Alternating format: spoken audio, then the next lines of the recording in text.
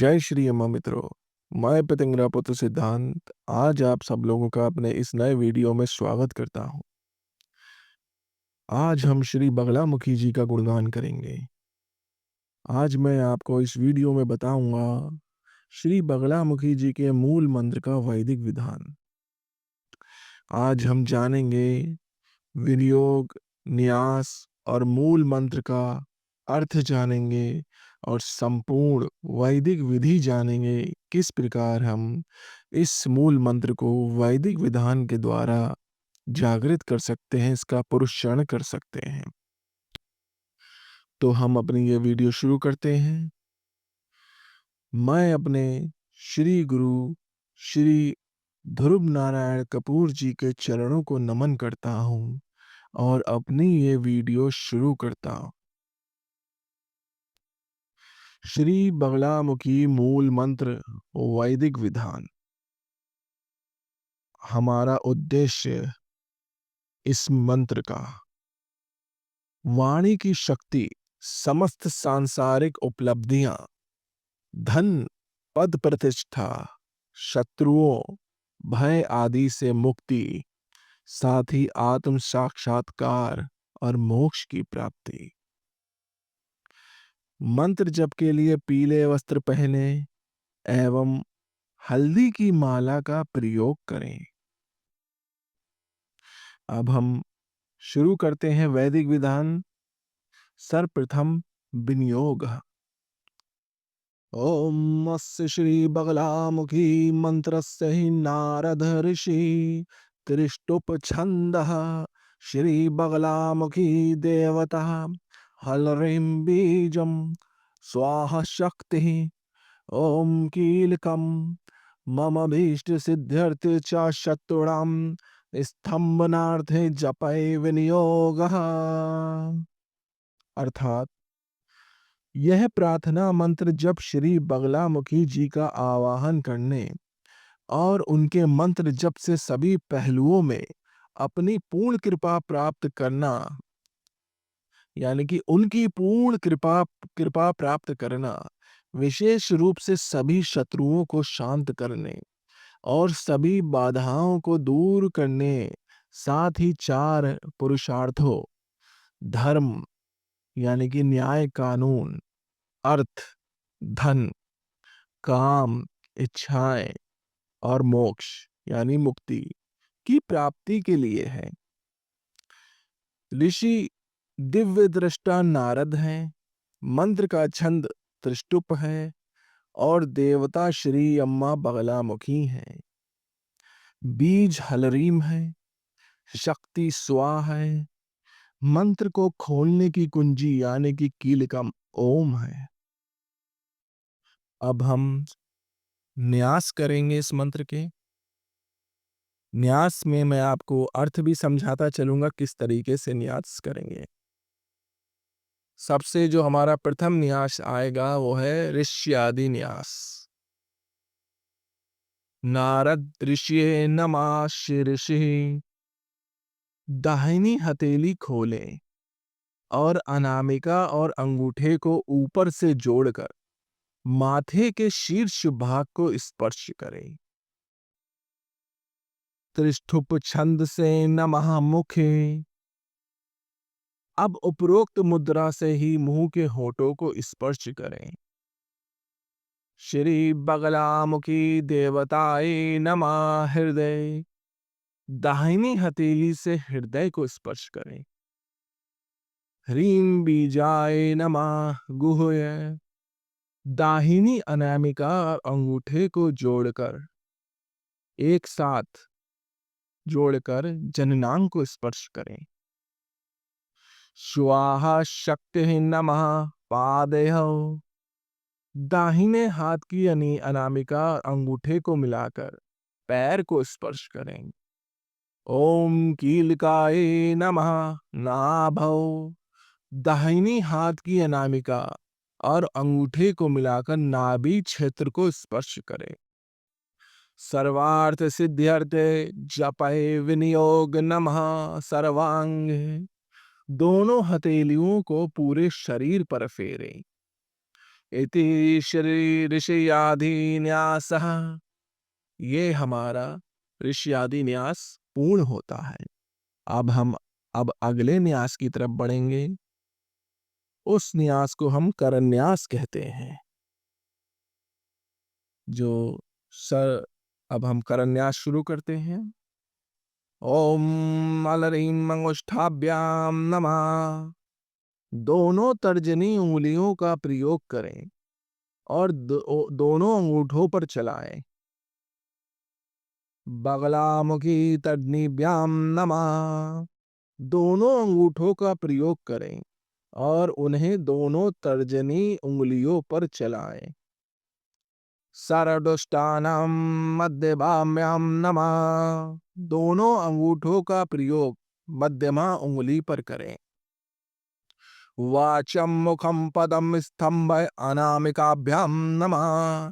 अनामिका उंगली पर दोनों अंगूठों का प्रयोग करें। जिह्वाम कीले कनिष्ठिकाभ्याम नमः। छोटी उंगलियों पर दोनों अंगूठों का प्रयोग करें।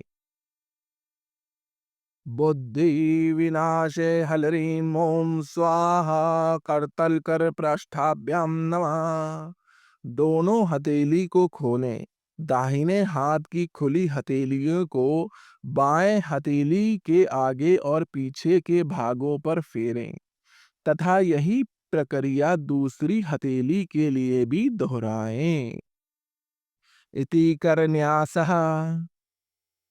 ये हमारा करन्यास पूर्ण होता है।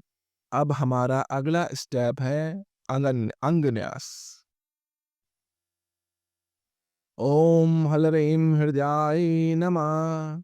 दाहिने हाथ की तर्जनी, मध्यमा और अनामिका उंगलियों को खोलें और उन्हें हृदय चक्र पे रखें। बगलामुखी शिर से स्वाहा। दाहिनी हाथ की मध्यमा और अनामिका उंगलियों को खोलें और माथे के ऊपरी भाग को स्पर्श करें। सरदुष्टानाम शिखाए वषट। दाएं अंगूठे को खोलकर सिर के पिछले हिस्से को छुएं। यहीं पर बालों का गुच्छा रखा जाता है। वाचम मुखम पदम स्तंभे कवचाय हम। दोनों हाथों को क्रॉस करके रखें और पूरी तरह खुली उंगलियों को कंधे से लेकर उंगलियों तक चलाएं। मतलब दोनों हाथों को क्रॉस करके रखें और पूरी तरह खुली हथेलियों को कंधे से लेकर उंगलियों तक चलाएं। जिह्वाम कीले नेत्र्याय वषट्। दाहिनी तर्जनी और अनामिका उंगली से आंखों को स्पर्श करें तथा मध्यमा उंगली आज्ञा चक्र को स्पर्श करें। बुद्धि विनाशे हलरीं ओम स्वाहा स्त्राय फट। बाईं हथेली को खोलें और दाहिनी हाथ की तर्जनी और मध्यमा उंगली से 3 बार प्रहार करें। इति षडंगन्यासः। अब ये हमारा अंगन्यास पूर्ण होता है। अब जो हमारा अगला स्टेप है वो है दिशा बंधन। और दिशा बंधन का जो मंत्र है उसको एक बार बोलिए। भूर्भुवः स्वरोम इति दिग्बंधः। सभी दिशाएं सील हो जाएं और कोई भी विचार या व्यवधान हमारी क्षमता को प्रभावित ना कर सके। अब हम मूल मंत्र का ध्यान, इस ध्यान को पढ़ेंगे और इस ध्यान का अर्थ समझेंगे। सौवर्णासन संसितां तीनयान पीतां शुकोल्लास्यनिं हेमा भांग रुचिम शशांक मुकुटां सचंपक सर्गयुक्तां हस्ते भृद्गर्पाशं वज्रस्नहां संबिभ्रतिं भूषणवर्त वर्याप्तांगी बगलामुखी त्रिजगतां स्तंभनिं चिंतयेत्। अर्थात उन दिव्य माँ बगलामुखी को नमस्कार है जिनके 3 नेत्र हैं, पूर्णतः जागृत आज्ञा चक्र, और जो रत्न जटित स्वर्ण सिंहासन पर विराजमान है। उनका रंग और रूप पीला है। साथ ही वे पीले वस्त्र, पीले रत्न और पीले पुष्पों की माला धारण करती हैं, और उनके अंग स्वर्णिम रंग के हैं। वे कुदाल, पाश, बिजली और शत्रुओं की जीवा को पकड़ने वाली शक्ति धारण करती हैं। वे सभी प्रकार के रत्नों से सुशोभित हैं, और उनमें तीनों लोकों और त्रय को स्तब्ध करने की शक्ति है। वह अपने डंडे से शत्रुओं के अहंकार को चूर चूर कर देती हैं, यानी कि उसको मुदगर भी कह सकते हैं, और उन्हें पूरी तरह से चुप करा देती हैं। एक समान सुवास से हमारे अहंकार को दूर कर हमारी वाणी और विचारों को शांत कर देती हैं। सभी भटकी हुई आत्माओं पर लगाम कसती हैं, और बिजली का बोल्ट उनकी कृपा चाहने वालों पर उनके तेज और प्रकाश का प्रदर्शन करता है। उनकी जुबान पर लगाम लगाने का उद्देश्य शत्रुओं को हमारे विरुद्ध कुछ भी बोलने से रोकना है। अब हमारा अगला स्टेप है जपमाला मंत्र। इसको हम एक बार पढ़ेंगे ही। ओम मां माले महामाये सर्वमंत्र स्वरूपणी चतुर्वर्ग स्तव यन्यस्तः स्तस्मान्य सिद्धदा भव। अब अगला स्टेप गुरु मंत्र। इसको हमें 10 बार पढ़ना है। ओम ह्रीं सिद्ध गुरो प्रसीद ह्रीं ओम। ओम ह्रीं सिद्ध गुरु प्रसीद ह्रीं ओम। अब हमारा अगला स्टेप है उत्कीलन मंत्र। इसको भी हमें 10 बार पढ़ना है। ओम ह्रीं क्लीं स्वाहा। अब अगला स्टेप हमारा है संजीवन मंत्र। इसको भी हम 10 बार पढ़ेंगे। ह्रीं ओम स्वाहा। अब अगला स्टेप है शाप विमोचन मंत्र। इसको हमें 10 बार पढ़ना है। ओम हलरीं बगले रुद्राक्ष विमोचय हलरीं ओम। अगला स्टेप है जागरण मंत्र। इसको भी हमें 10 बार पढ़ना है।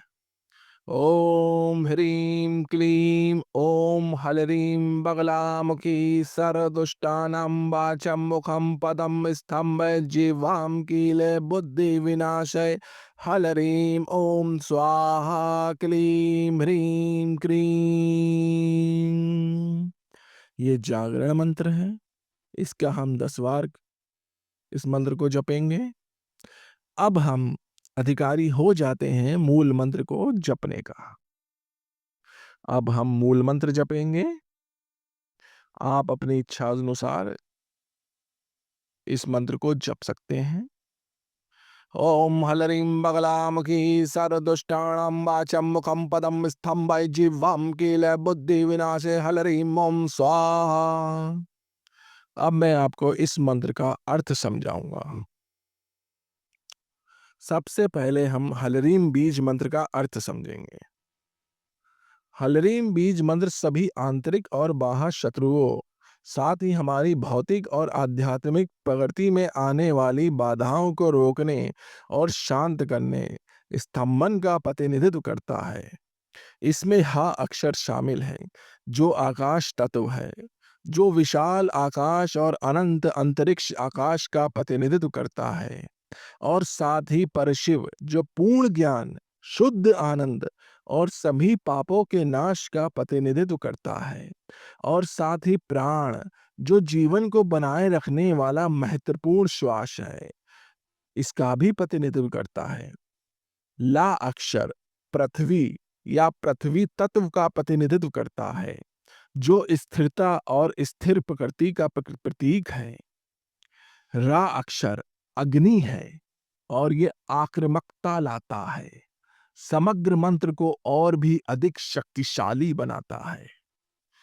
ई अक्षर महामाया, आभासी वास्तविकता का प्रतिनिधित्व करता है। अंत में मां अक्षर नाद बिंदु, जो दुख को दूर करता है।